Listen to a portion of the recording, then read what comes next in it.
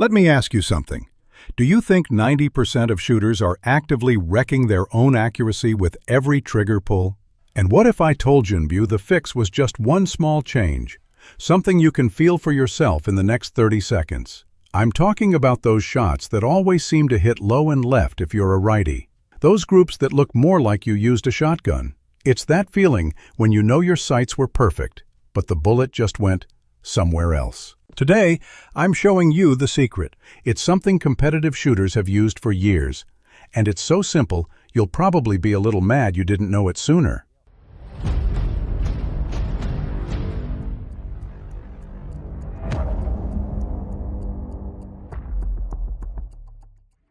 Why your hands betray you. Set the scene. You're at the range. Your stance is solid. That good boxer stance, strong foot back a bit, knees bent, leaning into it. You look the part. Your alignment is perfect. Front sight is level with the rear, sitting right in that notch. A textbook picture.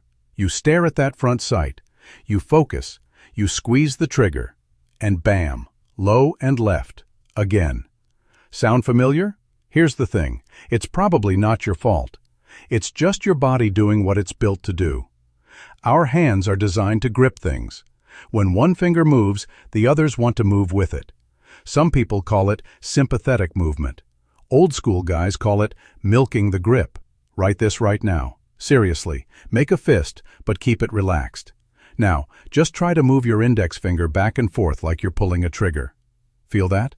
Feel how your other three fingers want to clench down. That little twitch is what's pulling your shots off target every single time. Your brain is trying to isolate one finger, but your hand says, nope, we're a team. The secret, the crush grip. How do we fix it? How do we stop that from happening? It's called the crush grip, and it is incredibly simple. Here it is.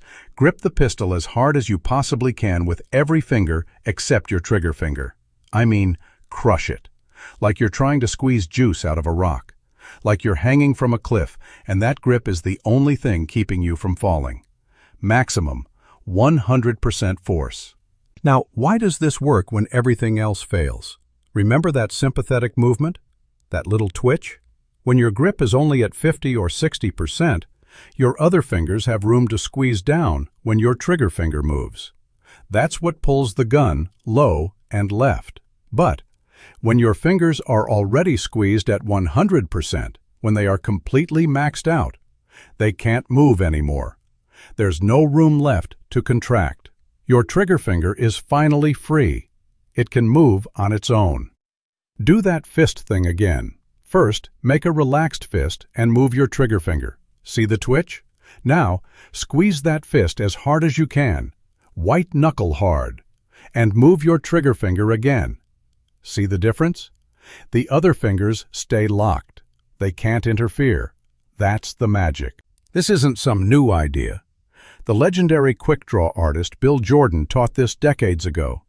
He said to grip hard enough to crush granite. Rex Applegate, who trained commandos in World War II, called it the convulsive grip.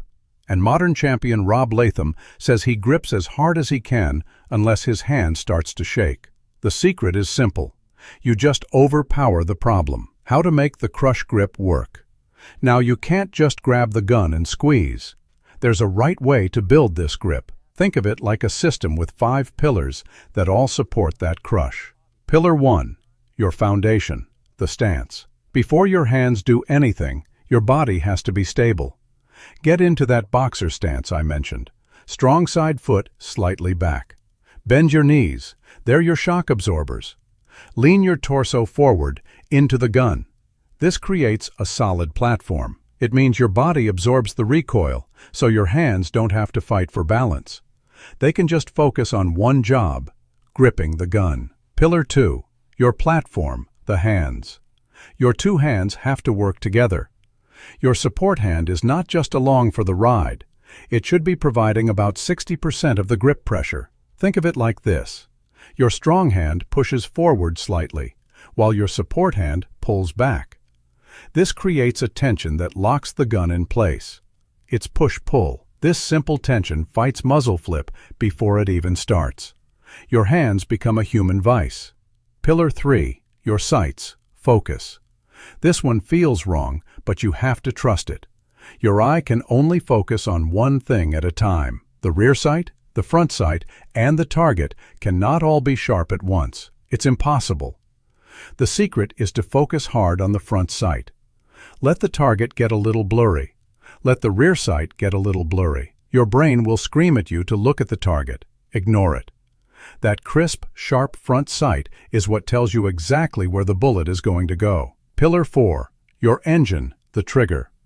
Your trigger finger has one job: to press straight back without moving the sights. Finger placement. Forget the tip of the finger rule. Place your finger wherever it needs to be so you can pull straight back. Watch your front sight during dry fire.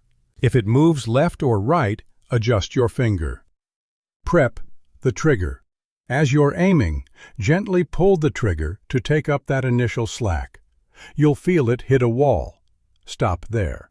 Now you're prepped, ready to break the shot the instant the sights are perfect. Reset. After the shot fires, don't let the trigger fly forward. Hold it back. Then slowly let it out just until you hear and feel a little click. That's the reset. Now you're ready for the next shot with a much shorter, smoother pull. Pillar 5. Your fuel, breathing. Snipers have used this for years. For pistol shooting, it's simple. Take a normal breath in, let about half of it out, and hold it. That little pause is when your body is most still. Your chest isn't moving. That's the moment you press the trigger. It's your body's natural stability point. Putting it all together. So, here's how you build the grip from scratch. First, get your hand high up on the backstrap of the gun. The web of your hand should be crammed up there. Wrap your strong hand fingers around. Now bring in your support hand, filling all the empty space, no gaps. And now, apply the crush. Everything you've got. If you see a little tremor, back off just enough for it to stop, but no more. Keep that pressure consistent. Don't relax between shots. That crush is your new foundation. Drills to make it stick. You have to build this into muscle memory. Here's how. Dry fire drill. First, unload your pistol. Check it 3 times. Make sure there is no ammo anywhere near you. Pick a small spot on your wall. Apply the crush grip and just press the trigger, over and over. Your only job is to watch that front sight. If it wiggles or dips when the trigger breaks, you need to crush harder. Ball and dummy drill. This is the ultimate test. At the range, have a friend load your magazine with a random mix of live rounds and dummy rounds. You won't know which is which. When you hit a dummy round, the gun will just go click. If you are flinching or milking the grip, the gun will dip down, and it will be obvious to everyone. This drill tells you the truth. When you'll see results. The best part about the crush grip is that you will see a difference on your very first magazine. Those low left hits will just disappear, but it gets better with practice. Day 1. Your groups will get smaller immediately. Week 1. The crush will start to feel natural. Any tremor you had will likely be gone. Month 1. You won't even think about it. Your hands will just do it.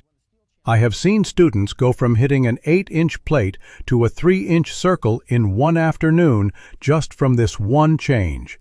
It's the real deal. Look, a lot of things go into accurate shooting. But if you only change one thing after watching this, make it the crush grip. It costs nothing.